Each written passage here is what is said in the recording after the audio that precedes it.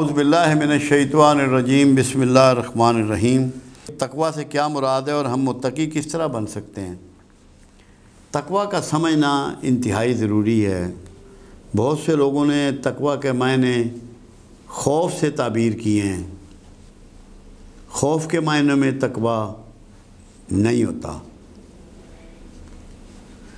تقوی ایک مستقل رویہ ہے، مستقل پوزیشن ہے، پورا ارادہ ہے۔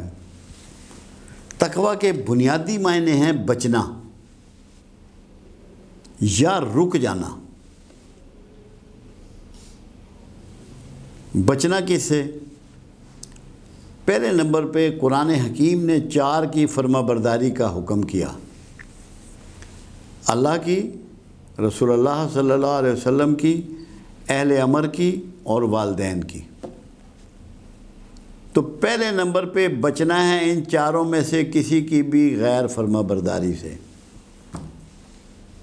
ان 4 کا فرما بردار بننا ہے، ورنہ جو ان 4 کی فرما برداری نہیں کرے گا وہ متقی نہیں ہو سکتا۔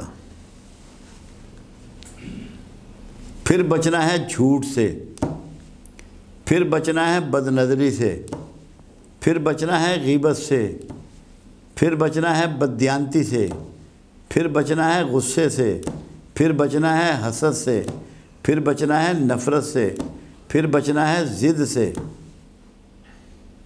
شرک سے، ہر قسم کی وہ برائیاں جو منکرات میں آتی ہیں۔ جو چیزیں بھی منکرات میں شمار کی جاتی ہیں، فواحش میں شمار کی جاتی ہیں، ان سے بچنے کا نام تقوی ہے۔ یعنی کہ نیکی کرنے کا نام تقوی نہیں ہے، بچنے کا نام تقوی ہے یا رک جانے کا نام تقوی ہے۔ آپ کسی برائی کی طرف بڑھ رہے ہیں، جیسے رسول اللہ صلی اللہ علیہ وسلم نے بنو اسرائیل کے زمانے کا 3 نوجوانوں کا واقعہ سنایا، جو احادیث کی کتب میں ملتا ہے کہ اپنی اپنی نیکی اور اپنے اپنے گناہوں سے بچنے کا حوالہ دے کر اللہ سے مدد مانگی گئی کہ غار کے پتھر کو ہٹا دے۔ تو وہاں بچنا بھی ہے اور کہنا ماننا، فرما برداری بھی ہے۔ تو متقی ہونے کے لیے جب تک کہ آپ رکیں گے نہیں، جیسے رات کو آپ سفر کر رہے ہیں اور سرخ لائٹ ہو جاتی ہے ٹریفک کی، آپ کو نہ کوئی پولیس والا دیکھ رہا ہے، نہ کوئی حکمران دیکھ رہا ہے، نہ عوام موجود ہے، مگر آپ کو یہ پتہ ہے کہ کوئی آنکھ مجھے دیکھ رہی ہے، آپ رک جاتے ہیں ٹریفک سگنل پر۔ یہ بنیادی تصور ہے تقوی کا۔